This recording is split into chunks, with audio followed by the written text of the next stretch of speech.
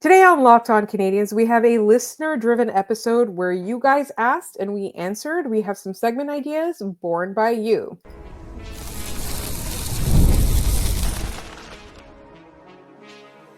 You are Locked On Canadiens, your daily podcast on the Montreal Canadiens. Part of the Locked On Podcast Network, your team every day.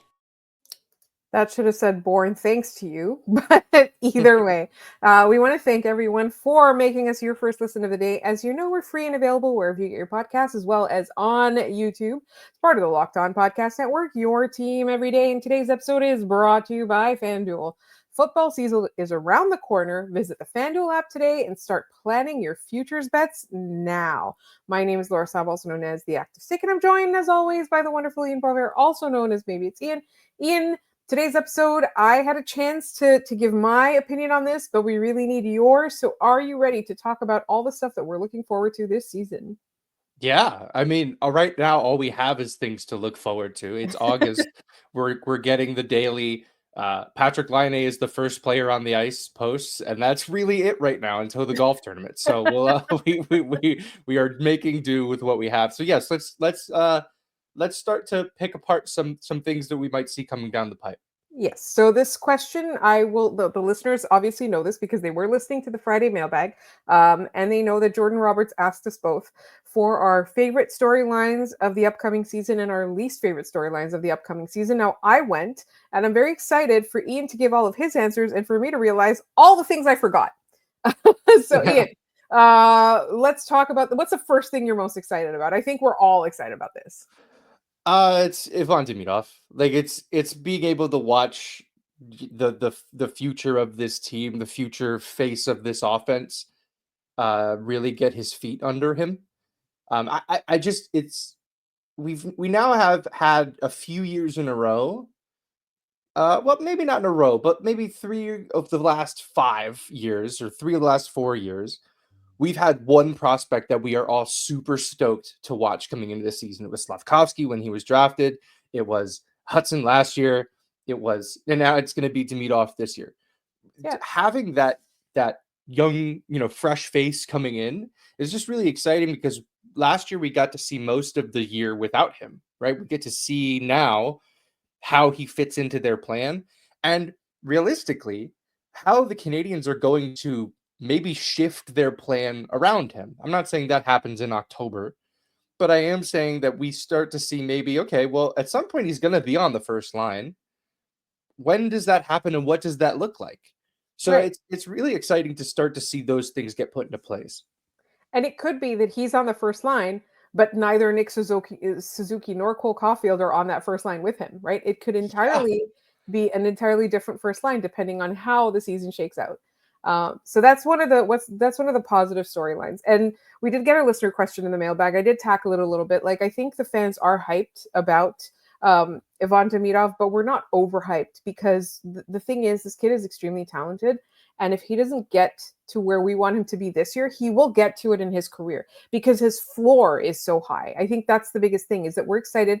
And I think that this is a new kind of excitement that we have is that he's not going to change the entire fortunes of the franchise. He is going to be one of the faces, as you said. He's going to be one of the faces of their offense, maybe the face of their offense, right?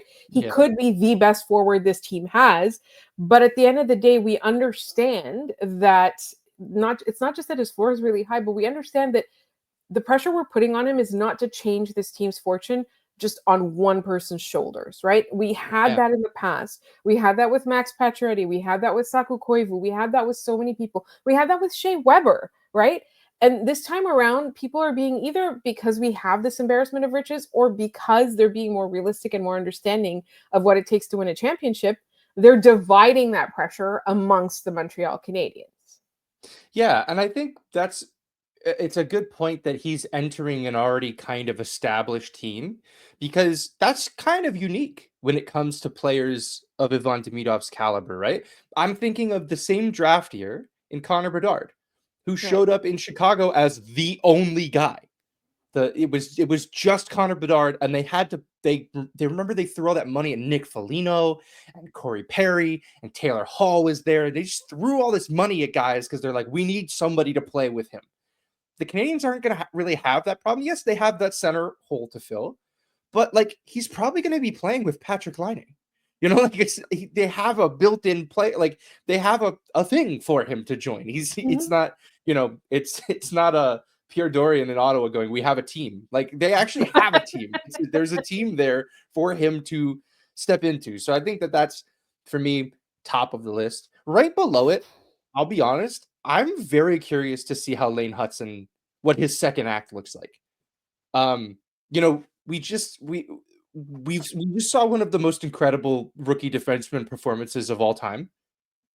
And I kind of can't help but think that he's still going to find a way to be better than that next year. I joked all year last year that this is the worst version of Lane Hutson we're going to get.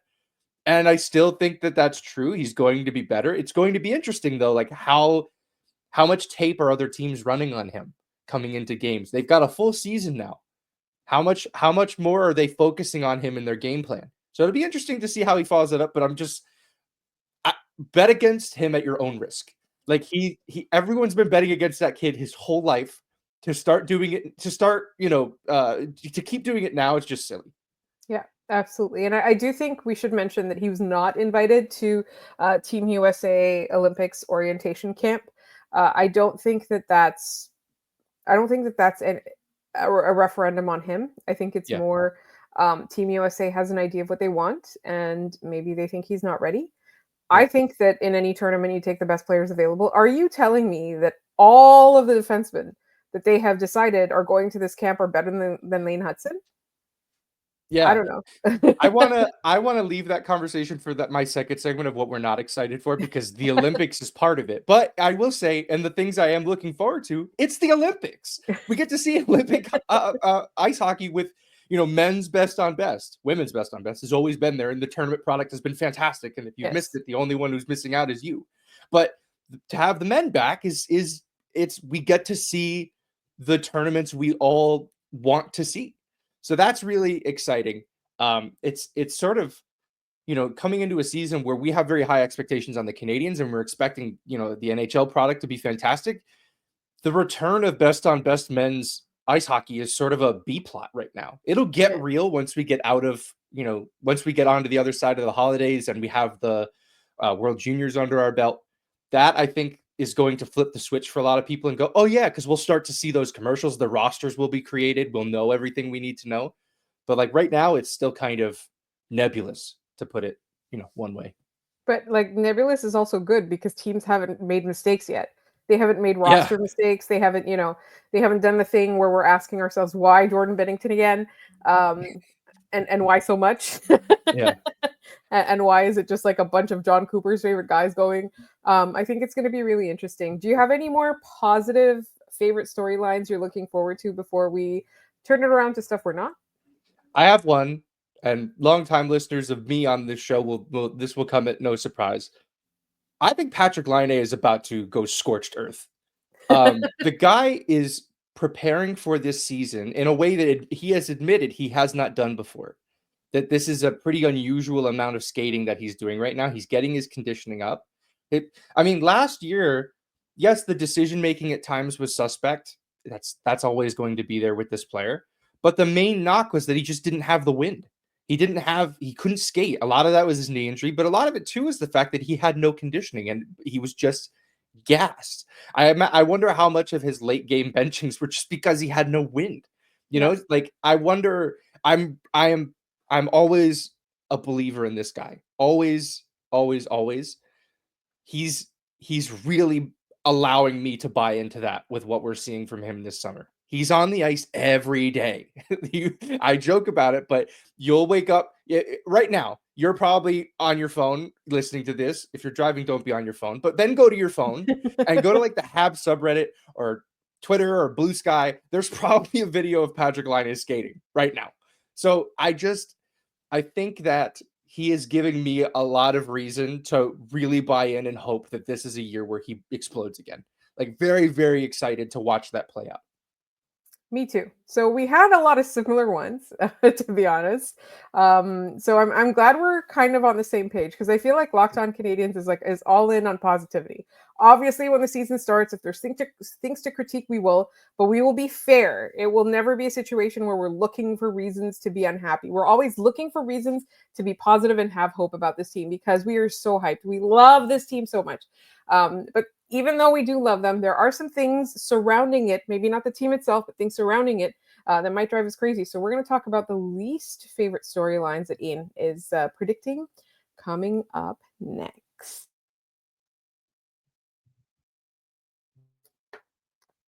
First, this episode is brought to you by Game Time. Have you ever decided at the last minute to head to a ball game with your friends or family? Maybe it's game day and you suddenly realize you want to be in the stands. That's exactly where Game Time comes in. It's the easiest way to grab last-minute tickets without the stress. With the money you save on tickets, you can splurge on food, drinks, merch, or even invite a bigger group to come with you. And Game Time makes it possible. Game Time makes buying tickets fast and simple. Prices on the app actually drop the closer you get to first pitch, and they've got incredible last-minute deals, clear seat views, and a lowest price guarantee that takes the worry out of buying. Game Time is the official ticketing partner of Locked On MLB, making it easy to browse the app for exciting upcoming MLB games. For example, I'm always on the lookout to see a game if I'm in a city, like if the ballpark is nice, whether or not I love the team that's playing, I do want to see it. Game Time is going to come in so handy for that. And one of my favorite things is you get the view from your seat right in the app before you buy, so you know exactly where you're going to be. So take the guesswork out of buying tickets with Game Time. Download the Game Time app, create an account, and use code LOCKEDONNHL for $20 off your first purchase. Terms apply. Again, create an account and redeem code LOCKEDONNHL for $20 off. Download the Game Time app today. Last minute tickets, lowest price, guaranteed.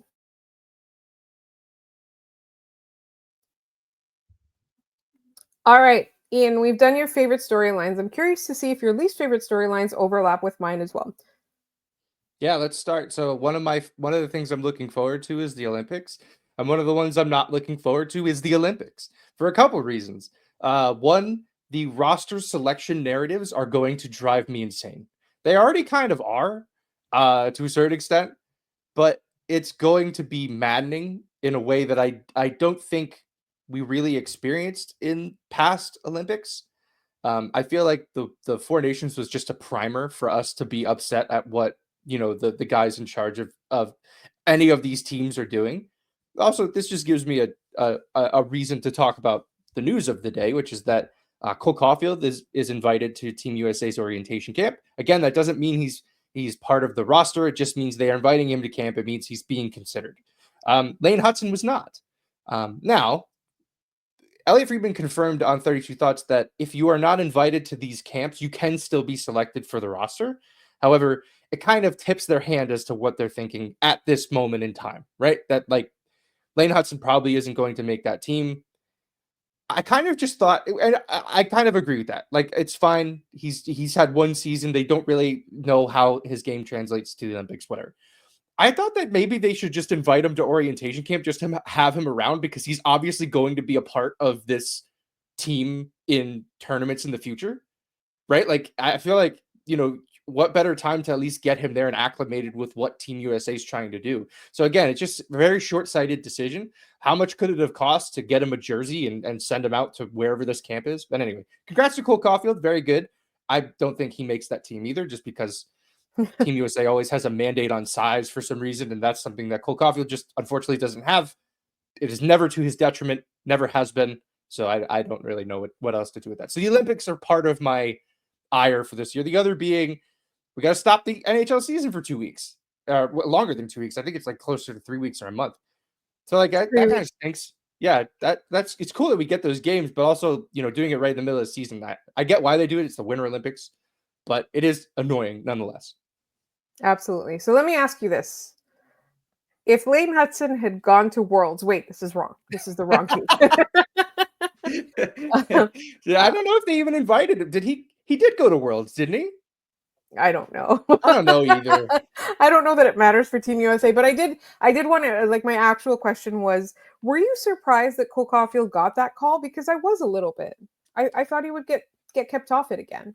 Yeah, I think he'll be part of the long list going into the season, and they'll watch how he plays. But like, this is the thing. I don't know what else you need to be able to see from Cole Caulfield in order to think that he's there or not. I mean, it's just going to be a matter of, is he hot at the right time, and is someone like, I'm trying to think of a player of his stature that's going to make that team like a Kyle Connor. If Kyle Connor not playing well going into this, I mean, he was scratched in the Final Four Nations game. Like, is that a guy that Caulfield can see, okay, maybe I can take his spot? But I'm not surprised he was invited to the camp, but because Caulfield went to Worlds for Team USA, very famously went to Worlds for Team USA. So I'm not surprised, but I don't think he makes the roster just because of how we know Team USA likes to build their rosters, much to their detriment, to be honest. I mean, they scratched, like I mentioned, they scratched Kyle Connor in the final game, and Matthew Tkachuk couldn't skate. He had no lower body. So like they very much are valuing a certain type of player, regardless of the status of that player at that given time. But that's a story for another day. The playing ability of that player at the moment. Yeah. Yeah. So what other storylines are you really not looking forward to? This is a contract year for Mike Matheson.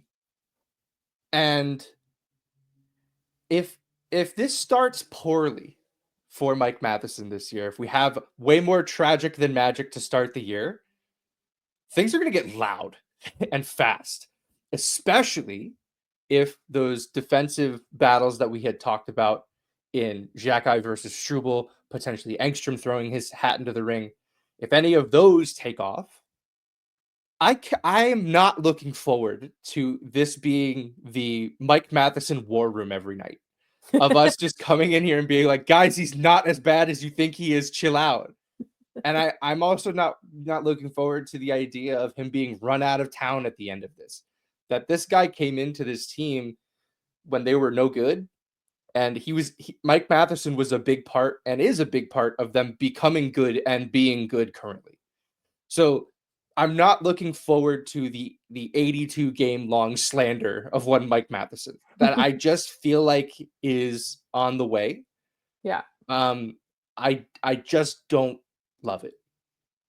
Do you know what I think of? This is unrelated. Do you know what I think of when you say war room? What's that? Like a decade or so ago, maybe longer at this point, that one day the Minnesota Wild, it was July 1st, the Minnesota Wild tweeted, from the Minnesota Wild war room, we have extended contract offers to Ryan Suter and Zach Parise, right?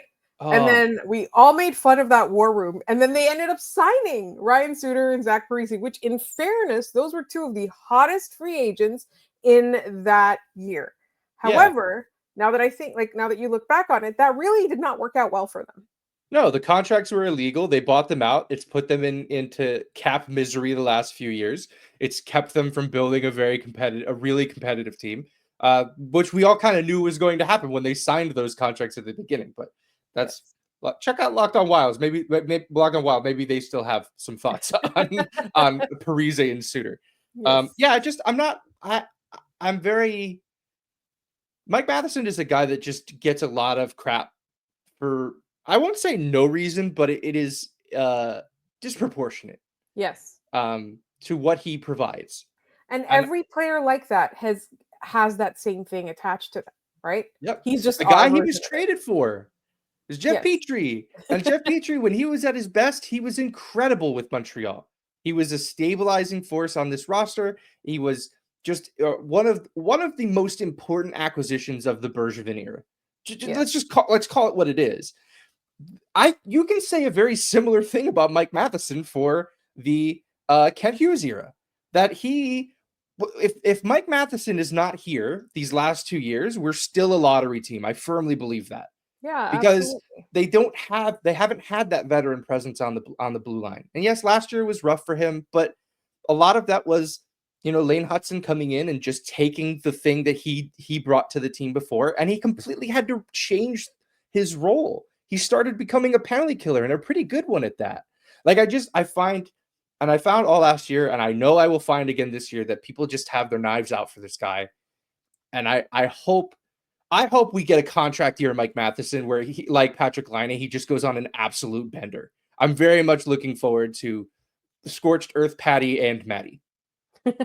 Scorched Earth Patty and Maddie. That's going to be a thing. Also, I remember that like you used in the mix a couple of episodes ago. I think it was when we were recording with NHL Game Night. You used the in the mix, but I can't remember the total I can afford you if I believe it's organic. Was it 3 points? I know if I use it myself, it's just one. So It's 1 point. it's just 1 point. If you would grant me the 1 point, I'll take the first points in the Marty drafts. There you go. You got that. And if you don't know what the Marty draft is, it's a bunch of episodes ago. We're going to make a graphic and pin that so you can like listen to that and figure out what we're talking about. It was like prime off-season content, but there's a competition brewing. All right. Up next, we are going to talk about a lovely listener asked us to predict some point totals for some of our favorite Montreal Canadiens, and that's coming up in just a moment here on Locked On Canadiens. This episode is also brought to you by FanDuel.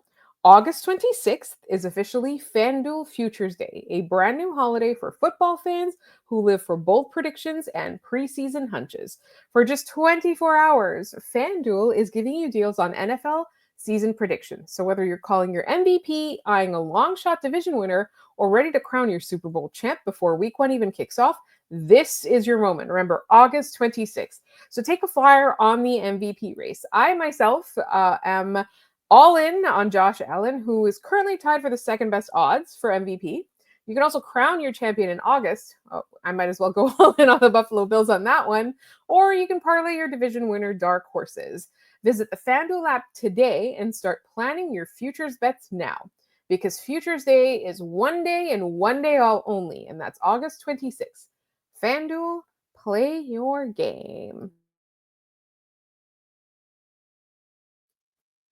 And of course, we want to remind everyone to please play responsibly, as always. All right, so our next, this was a mailbag question that we wanted to turn into a segment, just because it had a lot of. I want to say it's going to take longer than just a couple of minutes to discuss it, and it came to us on TikTok, which I really, really, really appreciate. Our lovely TikTok family is starting to ask us mailbag questions in the DMs, and you can do that. You can find us at Locked On Canadiens, by the way. That's probably something I should have mentioned. All right. So, what points, goals, or assists do you think the Habs' new players for this year are most likely to get this season? The first one is obviously Dobson. Then we have Bolduc, we have Blais, we have Veleno, Demidov, and Reinbacher. So, Reinbacher, I'm not sure if he's still going to make the team. Based on what Kent Hughes is saying, they're not going to rush him. So there's an entire possibility that he's going to spend the whole season in Laval. That's not out of the realm of possibility. Yeah, like, so 4 points. Like, he probably comes up and gets a cup of coffee at some point, right? Like, yes, for sure. That's not out of the question. And I think that's probably how the Canadiens would like to do this. They'd like to bring him up, give him a few games, give him his rookie lap. And then next year, he comes up as a full-time NHLer and he has all that out of his system. Like, right. So I think with Reinbacher, that's probably the most reasonable expectation. I think that was the easiest question to answer, right? Because then we've got Dobson, Bolduc, we've got Blais, which I don't know, is that going to be NHL or AHL? I think Sammy Blais is new Pezzetta, but a Pezzetta that they feel comfortable playing. So he'll be the 13th forward most nights, but if they want to change something up lower in the lineup, or if somebody gets hurt, Sammy Blais is going to come in. I think that he has a spot there. Now, I mean, it really depends on him and Veleno, right? Like, yes. Veleno is going to play center, so I think he has that edge over Blais, but we'll see what ends up happening. Sammy Blais seems pretty confident that he's going to be an NHLer from what I've heard. So we'll have to see what happens in the fall. But Sammy Blais, like, what, 15 points if he's an NHLer, like that's not too much. I was going to say 15 points for him. For Veleno, I was thinking maybe 25. I don't know if that's too high. I don't know, because again, it all comes down to what role they expect him to play.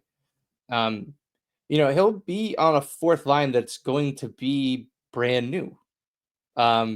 You're imagining that Jake Evans is going to step up a line and play on the third line with I almost said Dvorak and Gallagher. That's why he would be there. Gallagher and Anderson. But you'd then be playing on a new look fourth line. We don't know what they would expect that fourth line to do. Are they hoping that you guys are going to go out there and do the same thing that the identity line did last year? It's tough to know at this point. We'll have after a few preseason practices and games, we'll start to get an understanding of where that what they're hoping that line will do. I don't think 25 it's probably on the higher end. Like 20 is probably where I see him, but I think they're really going to hope that he just plays a solid bottom six role, and who could care about the points. I did forget to mention the listener's name. It was Victor. So thank you to Victor for this question. All right. We've still got Dobson, Bolduc, and Demidov. I want to tackle Dobson and Bolduc kind of together because I think the way that I'm considering their points are fairly similar in that they're coming from situations where they were on the top power play unit. That is not going to be the case for either of those players, right? And Bolduc, I think, had 17 goals on the power play last year. Dobson last year wasn't a great points season for him, but the season before, 70 points, like a lot of that on the power play. Mm-hmm. They're not gonna have those opportunities. Now they're gonna have really great players to play with.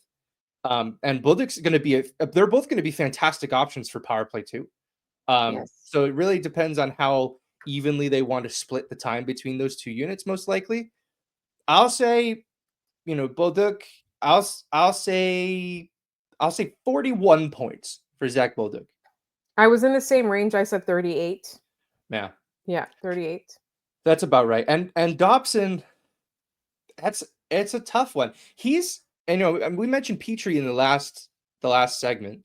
He's sort of in that Petrie role, in that he's not going to be the top offensive defenseman.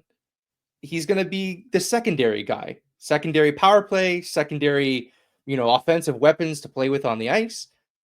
So it'll be interesting to see what he's able to do with that.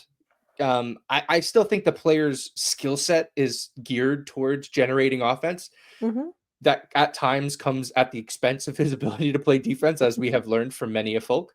I'm going to go ahead and say somewhere like 56 points. I'm going to say 56 points for Noah Dobson this year. I was very close to that. I said 53. Yeah. Mostly because I looked at the last couple of years. I was like, he's not going to do 2 years ago. That's we can't expect that. So that's kind of where I landed. And then finally, this one could be like anything. It could be like 100. Yeah. Or it could be like 50. What are we thinking on Demidov? I saw someone throw out a number in the 60s, and I was both caught back by it. I was like, that's way too high. But then it also seems incredibly reasonable. Like I have such a hard time separating the hype from reality with this player. Right. But I did, which again, I had the same reaction. I was like, that's a lot for his rookie year. But what I did was I thought about where they're going to play him. First of all, he's going to be playing on the same line with Laine to start, right? That's one. Two, we're assuming they're going to get a play driver to play on that line at some point, right? So even if that happens in November or December, that's still quite a bit of season, right? And then finally, he's going to be playing on that top power play unit. And we can't discount that. I want him to be on that top power play unit. I'm wondering if this is a place where Marty kind of pumps the brakes a touch. I don't know that he's going to do that, but he would be justified in doing that.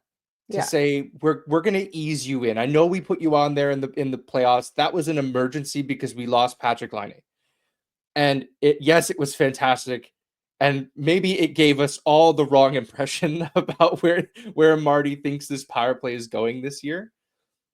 But with all of that said, like top end, if we're looking at him as a top power play producer, second line player, dishing the puck to Patrik Laine, maybe Laine scores more than 3 5-on-5 goals. I would be willing to bet that that's the case this year. They find somebody to play down the middle. Maybe it's Kirby Dach. Maybe he's the straw that stirs the drink for the Kirby Dach redemption arc. But I think that I can't find it in me to say he's going to hit 60 points. He's like 58 points. And I hope I'm wrong. I hope he goes out there and he puts up 70 and he makes me look like a dummy. But I just see him. Scoring in the NHL as a rookie is very, very hard. It's a hard thing to do. It's why Lane Hutson was so good at it, or why it was so impressive that Lane Hutson was that good at picking up points. Laura, you're on mute. I was going to say, I'm still thinking in the 60s, low 60s, but still 60s. Yeah, 62, 63. I think it's reasonable. I went with Hutson. I was trying so hard to control my hype. I was like, nope, he's a rookie defenseman. It's going to be tough for him. And then every game he made me look stupid. Yeah. And I'm finding myself in the same position, and I have not learned my lesson. So I'm setting myself up for success in that if he ends up being better than that, I get to be even more excited about it. So I'm hedging my bets here, so I always come out on top. Yeah, well, personally for me, I'm super hype on this, but I do think that, watching his work ethic and looking at how much joy he gets out of the game and all of that, I think that if it does not go in the direction that we want it to go, rather than Marty just pumping the brakes entirely, I think we see a lot of like good conversations, a lot of video work, a lot of I think that Ivan Demidov is going to put in work. He's going to put in work to make it happen. Yeah, he is now. He's on the ice every day with Patty. They're all, that work ethic is infectious right now. It's why I wanted to talk about it on our last episode. Yes. So he's a big part of that. This team is honestly excited, and how can we not be excited watching that? All right, it is time for our trivia, but first we got to remind everybody we had a contest winner who we need to get in touch with us. And that is Dodo the Elite. We don't have your email address, so we don't know how we can reach you, but you've won the contest. You've won the Josh Anderson signed picture. And for the rest of you, the contest is not over. We are still taking entries for a signed picture of Arbor Xhekaj, and you can see that on your screen. So take Ian's Habs memorabilia away from him. He got a lot of really cool birthday gifts, so he needs room for them. Please take it away. All you have to do is be subscribed to our podcast on YouTube, and leave something along the lines of contest entry, or I'd like to enter the contest, or I'd like to win the Arbor Xhekaj picture, something like that. And we will put your name in a hat. You are all eligible as long as you're subscribed, except for Dodo the Elite, because you've already won. So that's the only name that is no longer in the hat. And with that, let's turn to our trivia. All right. Yes. Our last episode's question. The longest streak of consecutive games where the Habs were shut out is 4 games set back in 1928. The most since then is 3 games, last done in 2011. Who scored the Habs' last goal before going 3 straight games without one as a team? Do you remember the answer to this one, Laura? The answer to this one is so good. It's Tom Pyatt. So cursed, Tom Pyatt. One of my favorite stories is, and Andrew Berkshire of Game Over tells this, I think, pretty regularly, but we were talking about him on an episode of Game Over once where he was saying that the Habs cut the postseason highlight pack and they just didn't have enough for Tom Pyatt. So they were throwing in clips of him beating out icing calls, really dire stuff from Tom Pyatt. Yes, the answer is Tom Pyatt, answered correctly by Joe Segredo and Super Rain. Today's question, we're going to piggyback on that one. Who scored to break that streak of no goals? So the Tom Pyatt scored the last one. It was in an 8-1 win over the Minnesota Wild. The Canadiens angered the hockey gods, and they said, no more goals for you. So who scored the first goal to break that streak for the Canadiens in 2011? If you have the answer, put it in the comments down below. Send it to us any way you know how, and we'll give you a shout out on the next episode of the show. And you heard the man. We always have our trivia, but we also have our contest. But we are also we're on 5 days a week. This is summer; it's 3 days a week. But we're going up to 5. We're going back up to 5 days a week so soon. We're your team every day as part of the Locked On Podcast Network. So make sure you are subscribed to this podcast wherever you get your podcasts, as well as on YouTube. You can find us all over social media. We're posting on TikTok as Locked On Canadiens, on Instagram as Locked On Canadiens, and on Blue Sky as Locked On Canadiens. We also have our email address. It is lockedoncanadiens@gmail.com. Please send your mailbag questions on there, your thoughts. We get a lot of really amazing mail from you guys. You know, whether it's a story of when you met a Habs player, whether it's like pictures of your children or your pets in Habs gear, just anything. We love that. But also send mailbag questions, because our next episode is the mailbag episode. You can find my co-hosts all over social media. Maybe it's Ian. And you can find me at The Active Stick. We want to thank you all so much for listening. And we will be back on Friday with the mailbag.